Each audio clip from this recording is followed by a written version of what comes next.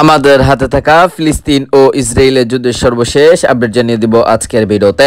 Netanyahu নতুন যুদ্ধ ঘোষণা করলেন, বিস্তারিত হচ্ছে প্রতিবেদনায়। ইসরায়েলের প্রধানমন্ত্রী বেনিয়ামিন নেতানিয়াহু উত্তর ইসরায়েলের বাসিন্দাদের নিজ নিজ ঘরে ফেরাতে নতুন যুদ্ধের লক্ষ্য ঘোষণা করেছেন। মঙ্গলবার 17 অক্টোবর নেতানিয়াহু কার্যালয় থেকে বিক্ষোভ প্রকাশের মাধ্যমে এই তথ্য জানানো হয়েছে। ওই বিক্ষোভে বলা হয়, ইসরায়েলের নিরাপত্তা বিষয়ক মন্ত্রিসভা উত্তর ইসরায়েলের বাসিন্দাদের নিজ নিজ বাড়িতে নিরাপদে প্রতীক্ষাবতন সুযোগ করে দিতে তাদের যুদ্ধের উদ্দেশ্য প্রকাশিত করে। প্রধানমন্ত্রী নিরাপত্তা মন্ত্রিসভা রাতারাত বৈঠকে ইসরায়েলের নতুন যুদ্ধের লক্ষ্য নির্ধারণ করা হয়।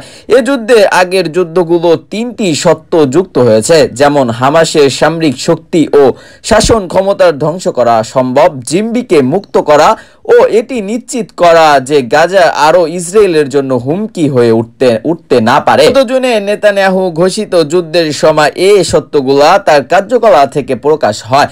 এর আগে গত 17 অক্টোবর থেকে দক্ষিণ ইসরায়েলের হামলায় চালায় হামাস। এর একদিন পর ফিলিস্তিনের গাজাবাসী প্রতি সংস্থা প্রকাশ করে ইসরায়েলের বিরুদ্ধে যুদ্ধ শুরু করে লেবাননের গোষ্ঠীরা হিজবুল্লাহ। গত কয়েক মাস করে কার্যক্রম আন্তঃসীমান্ত হামলায় কারণে উত্তর ইসরায়েলের বহু সরিয়ে নেওয়া হয়েছে।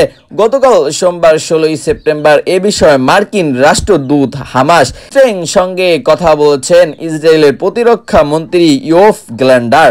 তিনি বলেন, উত্তর ইসরায়েল থেকে সরিয়ে নেওয়ার বাসিন্দাদের ফিরিয়ে আনার একমাত্র উপায় সামরিক পদক্ষেপ। ইরানের কার্যকাল থেকে দেওয়া এক বিক্ষোভে বলা হয়েছে, যুদ্ধ বন্ধের চুক্তি হওয়ার সম্ভাবনা ছিল, কিন্তু সেটি শেষ হয়ে যাচ্ছে কারণ হিজবুল্লাহ হামাসের সঙ্গে নিজেকে বেঁধে রেখেছে। তারা সংস্থা আহ্বান ঘটাতে অস্বীকার করছে বলেও জানানো হয়।